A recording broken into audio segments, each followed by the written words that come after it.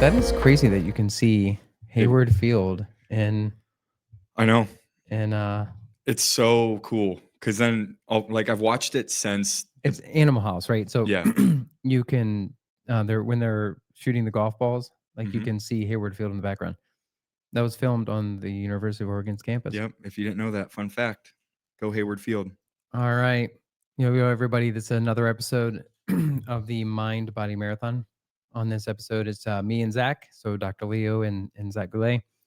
And it's a run little, run better conversation. So basically, kind of one of the concepts that I've sort of taken under consideration over the last couple years, last 5 years, really. Yeah. I think since COVID. So basically, a little bit of my backstory. So, I ran at a pretty high level and definitely did 100-mile weeks, 100-plus-mile weeks for a long time. And then in 2015, I stopped doing that. I just stopped running at a decent volume and, basically just didn't run really much at all from 2015 to COVID. And then I started running again in COVID Hmm. because I had some injuries and I just didn't want to get any surgery or anything. And then when I started running again in COVID, I kind of started to take it serious. I got like into the 40, 50-mile range per week. And then I got injured again. And then I was like, all right, well, this is really dumb. I was really enjoying getting back into running and competing. So then I thought to myself, I think, what if I just cap it at 20 miles a week? Yeah. I remember I was on a run and it was in the middle of winter. So it was probably early 2021. And I'm like, I bet you I can run sub 3 in the marathon doing no more than 20 miles a week. I just had this random thought in my head. Hmm. And then I thought to myself, okay, well, if I can do that, then I'm sure I can just reproduce that constantly because running 20 miles a week is just very little skin off your back. And sure enough, I was able to do it. I ran 246 at Carmel on legitimately no more than 20 miles a week. And then I've reproduced that then 17 times since. How was that feeling your first time running sub 3 off the 20-mile a week thing? It What was was that feeling like? it was actually really interesting feeling because it was pretty scary, actually, I think, throughout the race because I just didn't know when the wheels would fall off. Hmm. So I kind of was just waiting and waiting, and like my legs still feel good. And I went through the half, and I'm like, my legs still feel good. And actually, for miles 17 to 22 were my fastest miles. And then, anybody that's done a marathon, once you get north of 18, north of 20, it's like you can start getting after it because you kinda know deep down if you're gonna have to slow down, you're gonna hit the wall, and I just felt nothing but positive energy and Wow. just nothing Yeah. but, acceleration, so I was pretty shocked by that. I then went on to run, a bunch of different marathons, and they weren't quite so fast as 246. My overall marathon PR is 218 from previous, so I'm just kind of, like, dabbling with it in this world, but in doing this very little running scheme, I mean, I've been able to do all these different marathons, and I was able to do rim to rim to Yeah. rim, and which was roughly 45 miles or so in the Grand Canyon, so it's definitely reproducible, and so this basically just kinda, like, turned me on to this concept of, like, I think we just, like, if you just a lot of people, especially if you come from the hyper competitive running world, Yeah. they're all in or all out. And I think if you listen to the Alex Phillips episode, like I really agree with what he was saying. It's just Yeah. like, dude, just go out and have fun. Yeah. Like That. legitimately, like nobody cares. Like, don't take it so serious that you're running crazy tons of miles. Like, just keep a foot in the door Yeah. and just still stay involved in the sport. And I think that's great. Well, that's been my journey through getting back into running, and I don't even want to say competitive running because it's not my world, but I just like to go out and be a part of the atmosphere and be part of the day and Hmm. like whatever that is. And I like after college, and I know I've talked about it on here a couple of times, but I was very burnt out because I was very injured, and it was one of those cases for me. Like I couldn't handle high mileage in college. And when I would try to, I would get injured or I would run through a very bad stress fracture or just something of that sort. And so when I finished, I was like, I'm done with this. Yeah. Like it was kind of like what Alex said. And like I mean, that episode was so I think valuable in that aspect for college athletes that are going to transition is that like for him, the idea of continuing to run 100-mile weeks was very daunting because he did it at such a high level at Yeah. such a long time. And for myself, it was just like on a different level, it was just daunting to like always start back from square one. And Right. then when I was burnt out for like 7 years, I didn't do anything. And then I would have these glimpses of like, I'm going to get back into it, but it was all in or all out. So when I was all in, Remember we used to make contracts for you because you yeah, used to yeah, I do remember that. And like, it was hard because then I like in because my mind, basically you would like get something in your head. You'd be like, oh yeah, dude, I'm gonna do this race, and and I'm then going to try to break this time, whatever it was. and then And you wouldn't do it, and then so then well, we started writing contracts out and having I you would sign it. I would get like a month of like good solid training in. And then it would either be one where I would get to the point where I would feel my sweat or my fitness transition over to like, I can do some workouts now. And then I would go back to thinking of what that was in college. And I go, no, I'm done. And I would literally go home and like order pizza and just like drink and like be like, I'm not doing this. Or I would start out too fast where I would like have a nerve issue, have a bone irritation issue, Yeah. something. And it wasn't probably until, gosh, 3 years ago, really in the last like year and a half, is when I started to believe in run little, be able to still go out and Yeah. perform, Yeah. you know? Yeah. Kind of I know I kind of one time I was treating a patient, and then I was tinkering with these ideas of run little, run better sort of thing. And then they were like, "Oh, my wife joined blah blah blah club." And then for some reason I heard, and they were talking about a running club, and for some reason I heard that the wife joined the Run Little Run Club. And then you're like, wait a second, is And that even a club? I was like, that's actually a really cool name. So that's why I kind of Well, started it's it. brilliant. And like, I've told some of my patients this story, and I'm pretty sure I told you at some point, but it really clicked with me after we did Grand Canyon. And like the build up to Grand Canyon was not great. We live like we have busy lives, we have wives, we have vacations, we have things that we do outside of just what we do here at the clinic. Yeah. And it was really cool to get through Grand Canyon the way that we did on very little. But then what clicked with me was after that I started to do a slow build, and I had a non-negotiable 20 miles a week, and that could be 20 miles a week, or if I wanted to do 25 or 30, whatever, but I had to at least hit 20 miles a week. And I did like 8-minute pace or slower for my easy runs. And then I just got to the point where my mind would naturally start to be like, all right, let's do like a mile repeats at 6:45, 7-minute pace, whatever. And then again, always going back to those easy runs slower, like not doing anything crazy. And then I did in Lakewood, they have a reindeer run in December.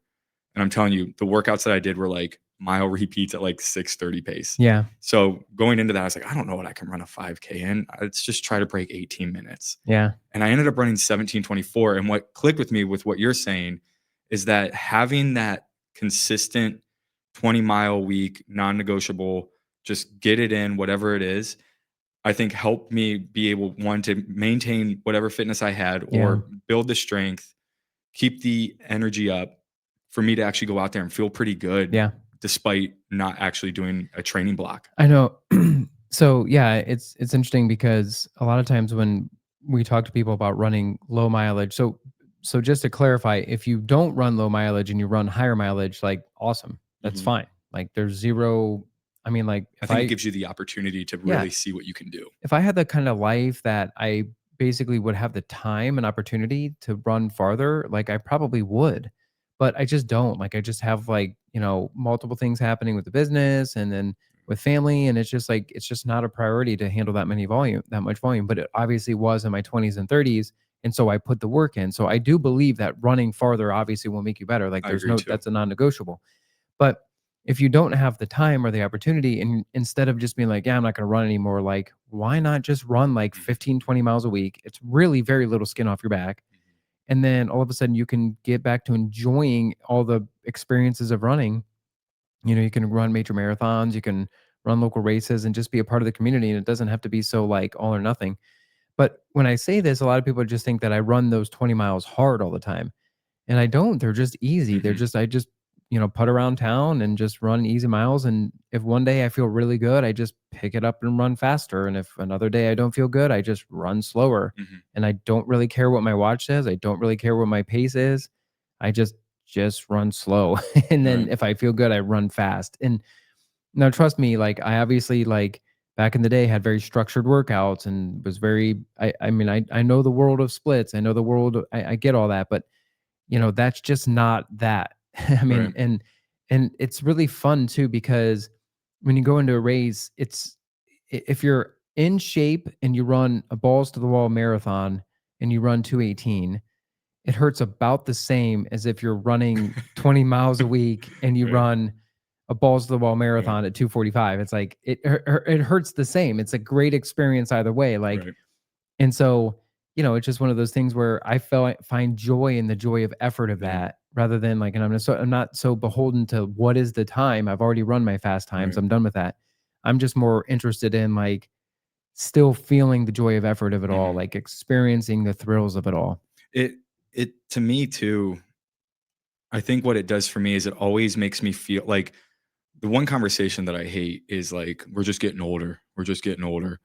And it's like, "Yeah, we are, like, whatever." Like, but that's not true. Yeah. And what I think the 20-mile a week run little mindset has given me is that when I'm focused on that and I go out and I do a race, I'm always surprised at what I can do because I truly hardly ran from college until the last couple years ago. Yeah. And when I did that run and I ran 17:24, it made me think like, "Oh, if I just put in like a little bit more effort, I could run 16:30. I could run a Yeah. minute faster." And it's like I still have that. Like I still have that capability of being competitive if I want to. Yeah. But if if I have a busy life and that's all I can do, at least I can run and be in some sort of shape to Yeah. run fairly fast depending on the race that you do, you Yeah. know? And I think that's really cool because then it's like, no, we're not old. We're just like in a different phase of life. Yeah. We don't have that time or that um ability to go out and run the 60, 70 miles a Yeah. week, but we can still be somewhat competitive. I know it's funny because it's a weird thought, but like I often think of this like, my little daughter, she's 4, and then when we're at the pool, like I throw her into the pool, right? And it's like it's fun. Like I throw my daughter into the pool, it's great. And she thinks I'm big strong guy and Yep. all that. Big tough guy. So I could go to the gym and lift weights every day Yeah. and get really jacked and throw her 2 feet farther, but like it's like, what's the What's point? the Like, point? yeah, Yeah. it's like if I can run a race like you can run 17:20, like, and it's not very much skin off your back. You're not, there's not much effort you're putting into it. You kind of just a little flick of the wrist. You wake Mhm. up one day and then all of a sudden, like, there you go, you run 17:20. Or you can take it crazy serious and then get down to 16:30 Mhm. and have everything sort of be stressed around your life. It's like, well, it's fun sometimes to push the envelope and chase that 16:30, but it's also like nice to just be able to wake up and know you can just run Yeah. 17:20 and Yeah. do a good effort. And it's like not have that be any stressor. It's actually a Agreed. positive thing. Yeah. But the one thing that's interesting about this is if you are interested in just kind of like you're a busy person, you want to keep racing and you want to just kind of make it a thing without making it a thing, if you know what I mean. You want to make sure that you take no more than 2 days off in a row. Right. That's kind of a big deal. That's the big thing. So like say you're only running 20 miles in a week, like you can run, 5 on Monday, 5 on Thursday, 10 on Saturday. So that way, like, you're never taking more than 2 days off in a row. That obviously adds up to 20. You can go kind of an 80% of the time week for me would be like a 3, 3, 4, 10. So like, Monday, Tuesday might be, or Monday, Thursday might be threes, Friday might be four, and then on the weekend I run 10. And then that's kind of an average week for me.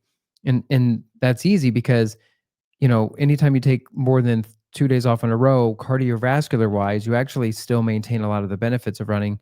But mechanically speaking, you actually become a little bit more injury prone. So if you just run like once a week or twice a week with big gaps off in between, then you kind of almost start over from a mechanical perspective, meaning your tendons, your bone density, the fascia has to then sort of continually strengthen. Whereas if you just keep a foot in the door and just run fairly consistently, even if it's like every third day you're running just 2 miles, it's still worth it Mhm. to keep a foot in the door so that your body doesn't get weaker and more vulnerable to injuries. And that's the trick. So that way you can still compete in like ultras and Right. marathons and still really enjoy like true distance events without actually having to really, train a ton with volume. Right. Right. And then I feel like it opens up the door to variability for what you want to do that day. Yeah. So like I've gotten into runs, like long runs where I'll be driving to the trail or going to the towpath and I'm like, I'm just gonna go easy today. And then like halfway through, I'm like, you know what? I'm feeling pretty good. I'm gonna Yeah. like pick it up. And then but you know that like that next day or day after, you can run 3 miles and kind of recover from that. And Well, so the psychology of that's good, right? Because if you go to the trail and you have this huge effort in your mind, mhm, and then the effort doesn't go the way you want, then you walk away from that like a little bit less confidence. mhm. But say you go in, you're like, I don't really care what happens. I'm just going to get an hour in. Yeah. Then all of a sudden you get to the trail and you feel good. Well, then you walk away with a positive experience. But then you get to the hour or to the trail and the hour you feel bad. Well, you don't walk away with a bad experience because you didn't anticipate anything. Right. So you weren't expecting to feel good or bad. You were just expecting to run 1 hour. So it's like Right. those subtle things eat away at your confidence. And like that's why you just walk in with no judgment. And these runs are just non judgmental. You're just putting time in. And then that way you're not chipping away at like your subconscious of like, I'm not as fast, I'm not as strong. Like, I used to be this. Like, I literally don't even think Yeah. about my I don't either. past. I don't even think about what I was able to do. Yeah. I mean, it's just like another world. Like, Well, and that's the thing that's like so upsetting to me about like the college athletics or landscape is that you leave there, or at least I left there. Like I was competitive. I was, I was captain on the team. I ran decently fast, but who voted you captain? the team, Nice. yeah. But the thing that like I left with was like a non-ability to have enjoyment in the sport of running. And like I think about this a lot on runs now when I'm out there. It's like I'm happy to have that love and I'm happy to have that passion back. And it wouldn't be for or and a lot of the reason is because it's for running lower mileage and actually feeling good again and feeling like I'm getting stronger. But it's helped guide me to have that mindset of like, okay, I can add a little bit more here, or I can push here a little bit more. Or like what I've been telling some of my, my old teammates is like, look, if you can run little and have consistency through that, and then you get to a point where your mind goes, hey, I want to try to run a fast marathon or qualify for Boston or do this ultra race, then you can capture that window of time where you increase your mileage, put together a good training block. But then when that's done, rather than just being done and being like, well, I'm going to wait till next year to figure something out. It's like you just go back to the 20 miles a week, keep it easy. You still have a good balanced life. You can still go on vacation and not feel like you're going to miss runs or miss Yeah. long. It's like, it's like an easy way to like get back and reset yourself to have that enjoyment. So then you are excited again for that next challenge, Yeah. whatever that might be. Yeah. And it's not crazy either. Like, so say bring in a vacation, like say you go on vacation and you really want to enjoy it. Like it's in the middle of summer, you're going on a cruise or you're going to the beach or whatever. Like just every third day run for 20 minutes. I mean, you could easily do that. Like Oh, it's it'll so easy. probably feel pretty good to do that actually. I've actually gotten to a point where And that's how you just keep the ball rolling in the right keep direction. It doesn't have to be like, well, I'm on vacation. I can't run at all. That's not true. You right, can find 20 minutes right. to hit a treadmill somewhere on the cruise, to run on the upper deck, to, run on the beach somewhere. Like you could definitely find 20 There's time. minutes. There's time. Like if you go out the night before, like, you're just gonna wake up feeling a little froggy and you do 10, 20, 15, whatever, you got to do. It's not going to be that hard Yeah. to get a couple minutes into, of running when you're on vacation. But yeah, it's even like, you like to travel. I feel like me and my wife travel a decent amount as well, just odd weekend stuff. And I like when I first signed up for Akron, I was like, Jacqueline, and like we were considering going to Ireland and we ended up not going, but I was like, yeah, Jacqueline, I'm going to sign up for Akron. And she's like, well, we're going to go to Ireland. And that's like 2 weeks before. And I was like, look, at this point, like this is just our life. Like Yeah. I want to race. I want to do, these things, but I also want to try. It's just like, this is what it's going to be. And I just got to figure it out. And again, like when I'm on vacation, 20 miles a week. Yeah. That's so easy to do. And you can still go and have a good time. You can still go and sightsee, go out and party and party and do Yeah. whatever you want to do. Like it's not hard. I remember I was talking with this patient a long time ago, and this is also what sort of inspired me. The 100 miler. Did I tell you this story? No. It was a patient that was getting ready to run 100 miles, and then I was like, "Oh man, you're ready, getting excited." And They're like, "Dude, are you ever ready for a 100-miler?" Mhm. And I was like, that's actually a really good point because you hear often in the marathon, you're like, "Man, you gotta run 3:20s or else you can't do it." And it's like, no, that's not accurate. Um, because in the marathon, you would never go, "Dude, you gotta do 3 80 milers Yep. or you can't complete the Yeah, you're not 100." gonna be able to do it. It's Yeah. like, obviously, you would not do that. Right. And Right. I guess the point at what I'm really poking at is we are putting less value on the day itself Mhm. in terms of trying to over prepare. And so we are so obsessed with over preparation that the day itself is a special experience. And so the 100 miler community or the ultra community has sort of figured this out, like, just stay fit and active with running Mhm. and then do the 100 because no way to cut it. You're not going to be adequately prepared for the 100. Like, you're just not. Right. And so that day is going to be, hard. It's going to be hell, but that's the point. That's why we That's do it. literally Yeah. why you do Yeah. it. It's not like so I took that concept and I just applied it to, like, the marathon. It's like I think we over prepare. Like, my last couple marathons, I didn't go farther than 18 miles, and I was fine. I mean, it Mhm. certainly wasn't a 2:18 experience, obviously, but it was still a good solid effort. I still ran 2:50. I still had a good solid effort. And and obviously each event sort of builds on itself, but the point being is, like, we don't have to prepare as much as we think we do. Like, Mhm.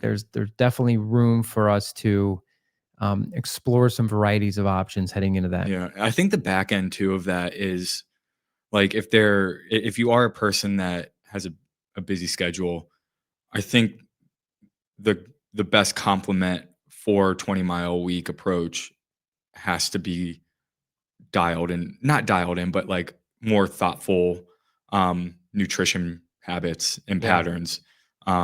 Obviously good hydration. I mean it's important for any type of training, but because you're running little, it doesn't give you the excuse of eating a large pizza Yeah. and having a diet coke or Well, whatever it is, you're bringing up a phenomenal point, and this is maybe the most important point. I struggle with this The too. only reason why it actually works is one of the only reasons is you're operating at such a high level with your lifestyle. And Mhm. so, like, eating good, sleeping good, and, just staying stress free and just trying to, manage all that. And it's like, if you're doing that correctly, then 100%, you definitely don't need to be hammering as much volume because, like, for instance, let's put it this way. If you compared me, who would eat really well and sleep really well and manages stress well, running 20 miles a week, to somebody who does not eat well, does not manage stress well, and does not sleep well, running 40 miles a week, we might have an equivalent effort. That's And true. it's because That's true. they're kind of pissing away the extra Yeah. 20 miles a week. They're kind of like, yeah, it's an increased stimulus, but they're not adapting to that stimulus. So, for instance, in that case, let's just arbitrarily speak, they might be running 40 miles a week, but really only adapting to about 20 miles of that, only about 50% of the volume. Whereas in my case, I'm adapting to 100% of the volume because I've created a lifestyle so that I'm adapting to that volume. So that's why I can get away with less. It's just a matter of percentages. And so a lot of times, like, we used to say in college, like, if the fire's hot enough, for it to burn anything. So Mhm. meaning, if you're running 100 miles a week, you can eat like junk. Well, okay, if you compared at that level somebody that runs 80 miles a week, Right. that's doing all the right things, which is what I did in the second half of my elite career, versus running 100 plus miles a week doing the wrong things. I mean, I literally used to eat like a gallon of ice cream for dinner at times. I was fitter with the 80 miles a week Yeah. than I was with the 100 miles a week. You could just see it in my training logs. And I was doing that because I just led a better life. I went to chiropractic school. I understood how, like, nutrition matters. I Mhm. understood about, like, the mechanics of things. And then so I would just cap it at 80 miles a week. And I literally went from running a 2:22 marathon to a 2:18. I dropped 4 minutes in the marathon, running average of 20 miles a week less. And it's just because I was adapting to the 80% or to 100% to the 80 miles and not to, like, 60, 70% of the 100 miles a week. And that's a really critical concept, Yeah. that you just maximize what you're adapting to. And I think like if someone were to ask like, well, how do I know that?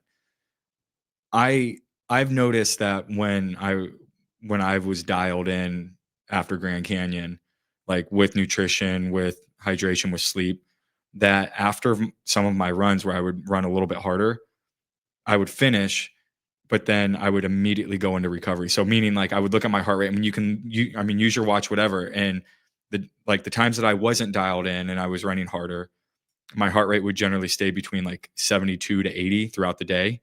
And when I was dialed in, again at a harder effort, but running less, I would immediately go back down to like 62, 50s. Yeah. And then I just felt like I was recovering so much better. But I had to be mindful about what I was putting into my body. So it Yeah. wasn't like a candy bar after, like it was just good, solid nutritional food with good hydration patterns and Yeah. electrolytes and sleep. And it's like that's the way I think that you can know that you're in that right pattern. Yeah.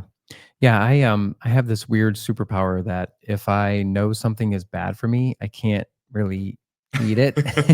So sweets are like not really even a thing of mine, and it also works the opposite way. If I know something's good for me, I can eat it no matter what, even if it tastes horrible. Yeah. Um, except for creatine, I struggle to take To creatine for some reason. Like, it's just like out of sight and out of mind. Like it's but such it's like my little. stomach is gets queasy with it for Does some it reason. really?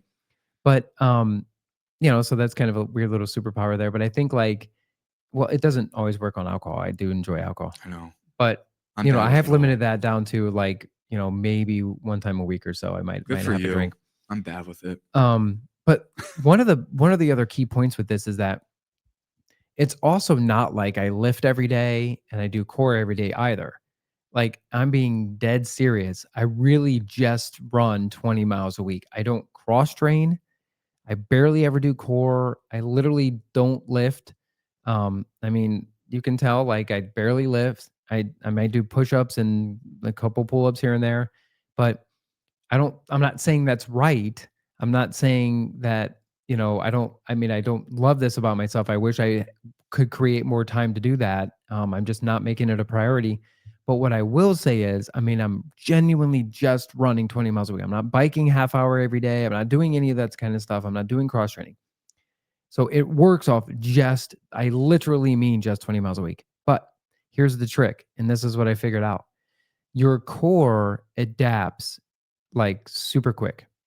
So if you don't do core work through your training cycle, that's not great, but you're also not putting a ton of volume in. So you're probably not tearing down your body quite like you think you might be. However, there is a performance detriment to that. I would say 2 to 3 weeks before your goal race, try to do 10 minutes of core every single day. And then if you do that, you're more likely to adapt quickly because your core adapts within 14 to 21 days. And then all of a sudden, heading into your race, that's going to be this like, icing on the cake, this added stimulus. That's a very positive thing. And it didn't detract from your life. It's 10 minutes. You can dedicate 10 minutes to this. But say it's crazy, you're building up for a marathon, you're kind of on the back burner, and then you're like me, next thing you know, like 2 weeks from now I have a marathon. It's like, crap. Well, I got to start doing core work. And then, that kind of matters. But I think I can get away with that a little bit more than most because of my job. And I think you Yeah, would agree with I that would agree. because we're up on our feet all day long, physically treating people. I'm a chiropractor. I'm a sports chiropractor. So I, work with patients all day long. I'm pushing their bodies. I'm working on their muscles. It's like I'm standing, I'm moving. And so, which kind of brings up another hack, I think I know what you're gonna say. which is running after a long week and definitely running long after a work day. Mhm. Um, so I've done this a couple times where I've done long runs after working on Friday. So Friday I'll kind of work like a half day. Oh And man, Zach and I heading into the Grand Canyon did a 50K. Um, I got to 20 because I like was cooked. yeah, so basically we worked on Friday, so from 9 to 1, and then we just like laid around quasi stretching, staring at each other for like an hour. Like, are we really gonna run a 50K right now? This is Like after stupid. work. And we did, and it was Yeah, a hot day. It yeah. was wicked hot. And then I was able to squeeze out a 50K. Mhm. And but I've done this with like 16 milers, 18 milers at the end of a work day, and that 1000% mimics a marathon, Mhm. like the second half of a marathon. And Mhm. you just get used to the beating on your legs, even if you have a desk job where you're not moving around. I mean, obviously you're still working, so the mind is still fatigued, and you can see how mental fatigue often will relate to physical fatigue. But if you want to kind of do this like run little run better concept, um running your long runs at the end of a work day can or a work Yeah. week can be very very beneficial. It's like meaning the day of. So not like Saturday morning, Right. like at Friday afternoon, like When you're tired and mentally exhausted, whatever it dude, might you be. just want TGIF. You do Yeah. not want to be running right now. Well, and like it makes it fun too because you can actually adapt your work environment to help with your training. And Mhm. like in my room, I got rid of my desk that I had and got a standing desk because if I'm going to do ultras, I need to have more time on feet. And it's like those down periods when I have like a, sometimes up to an hour break before my next patient. I want to be able to stand and do work and just be on my feet Yeah. and that's it. Well, And like in your scenario, so if you're gonna do a 100 miler and you work literally on your feet all day massaging people, mhm, and then when you're at your computer, you work on your feet. mhm, So then like arbitrarily 80, 90% of your day, you're literally on your feet.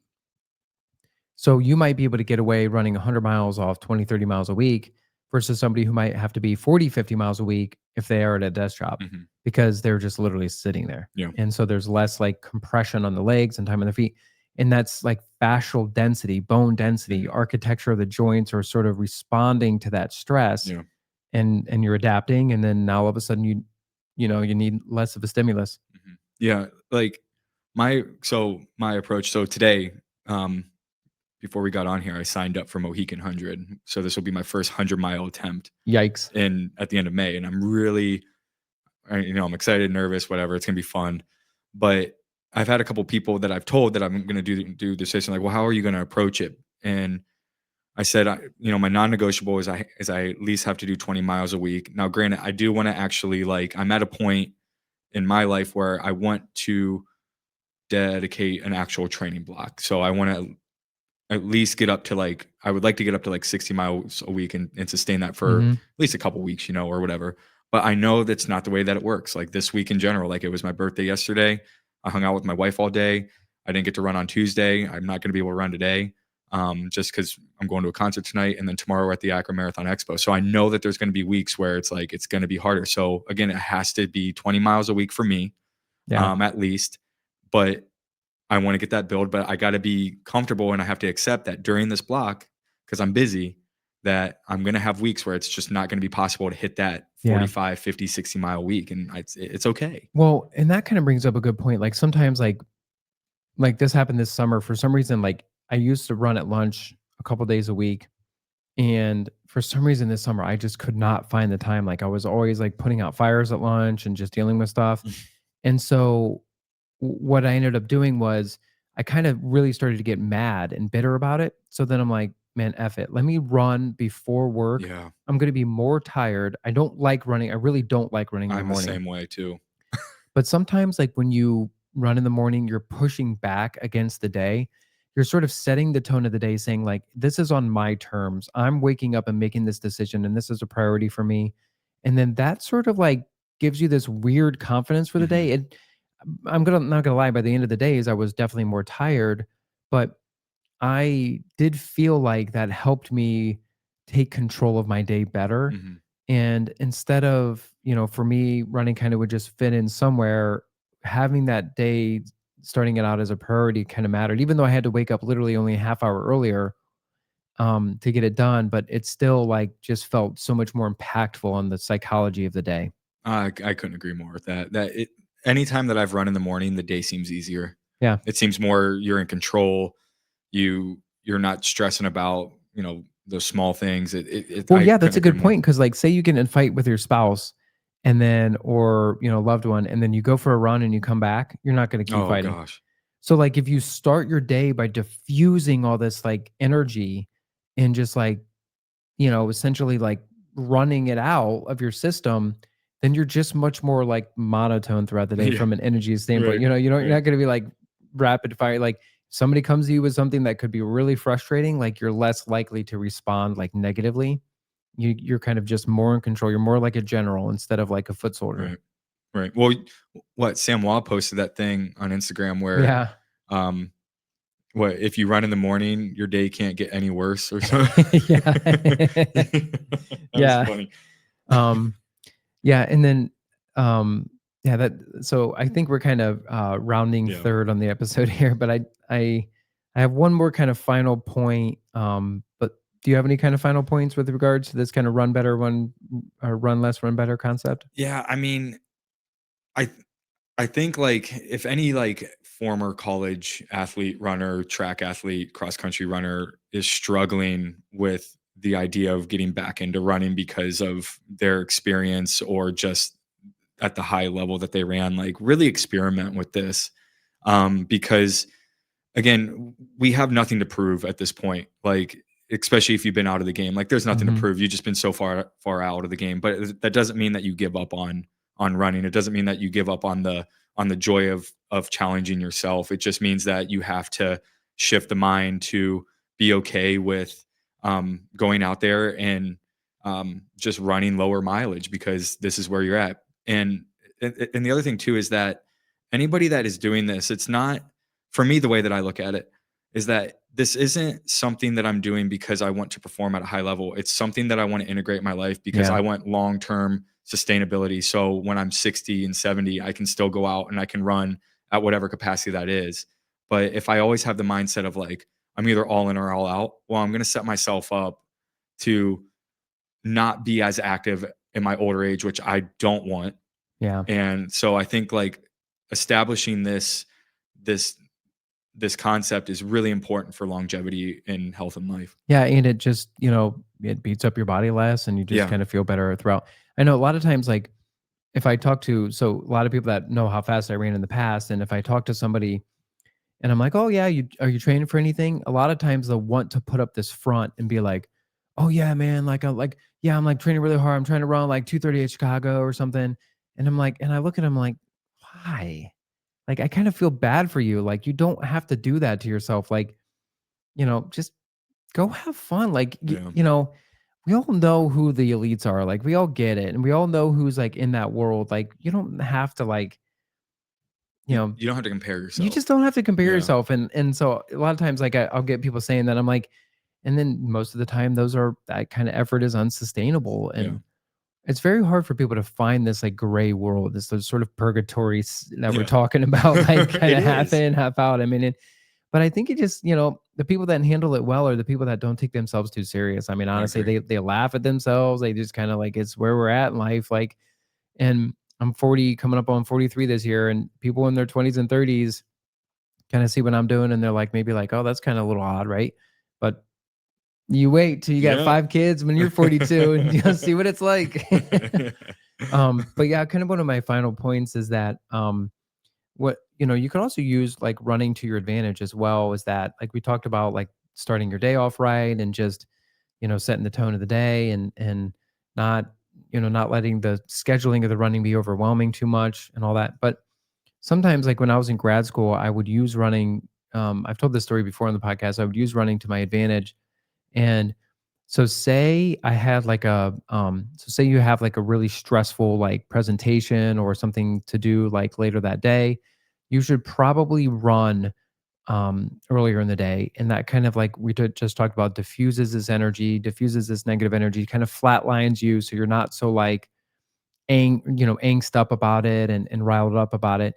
But on the flip side, if you're like prepping for something that like is hard to do, or like you're trying to like prepare yourself for like a test, or you're trying to like think about these rough concepts, like if you're writing a book or if you're like getting ready to do a big test or something like that, then after you do a study session, run after that in preparation. And what will happen is your mind will sort of ruminate on these things while you're running. So this way you can use running to your advantage. Like if you have a stressful event that day, try to run beforehand.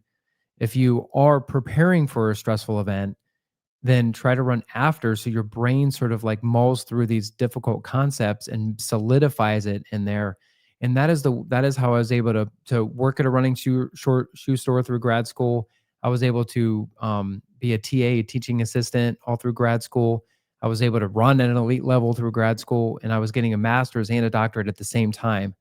And I mean, I literally did all of that in a 3-year span because I utilized my running to my advantage in the timing of the day and just understanding how our brains work and how we adapt to things. And we can all easily set up our days and structure our days to kind of take advantage of this opportunity. Yeah. Yeah. Being mindful. It's important being mindful. You're not wrong. All right. Thanks everybody for Cool. listening to another great episode. If you know anybody kind of in this similar situation, then feel free to share this episode. But we hope you enjoyed this conversation. Thank you. See you. Dr. Leo here. Be sure to check out my new book, Faster Without Fail: Your Guide to Overcoming Injuries and Running Faster Than Ever. It is now available on Amazon. You could read reviews on the Amazon. You can check out what other people have said about it. But basically, if you want to revolutionize your running form and better understand how to stay injury free within the sport, this is your guide. Feel free to reach out and let us know what you think of the book. I would love to hear your feedback. But again, please check it out on Amazon. Faster Without Fail. Appreciate it. Dr. Leo here. If you want to catch me in another setting, be sure to check out my YouTube page, Running Rehab, where you will find exercises on how to stay healthy with running, how to improve your running form, and a bunch of other tips and tricks on how to get over common injuries.